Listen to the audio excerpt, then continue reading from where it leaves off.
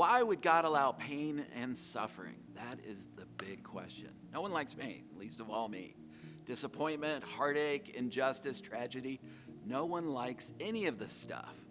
And as a parent, I knew that my kids would get scraped up learning to ride their bikes. I could use training wheels, but eventually they'd have to come off and we'd have to risk a fall. We could start out in the short grass and possibly avoid a hard fall, but eventually they would fall because falls happen. That's probably one reason overcoming something difficult is incredibly encouraging, empowering, and may even lead to bigger and better discoveries. If I would have avoided the potential scrapes, cuts, falls, and embarrassments that come with growing up, I'm not sure my kids would have actually grown up. It's a big factor in any real growth. Pain is part of life. Jesus even said so. He said, "In this world you will have trouble." So when it comes to pain and suffering, here are the three truths and one question that might help. First, the three truths. Number one, God fulfills a purpose in our pain. We see the short term, but God sees the long term.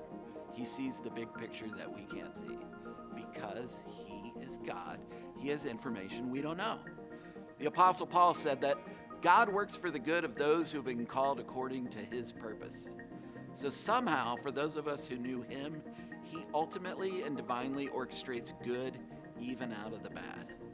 Number two, God understands our pain. This is one of the benefits of God taking on human nature in the person of Jesus Christ.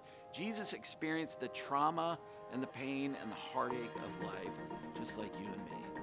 And so He understands. Oh, and by the way, Jesus said He would never leave us nor forsake us. And number three, God gives us hope in our pain. One day for the follower of Jesus, this will be true. God will wipe every tear from our eyes. There will be no more death or mourning or crying or pain, for the old order of things has passed away. The author C.S. Lewis said, God whispers to us in our pleasures, speaks in our conscience, but shouts in our pain. It is the megaphone to rouse a deaf world. So I'll leave you with one last question. Will you trust God in your pain?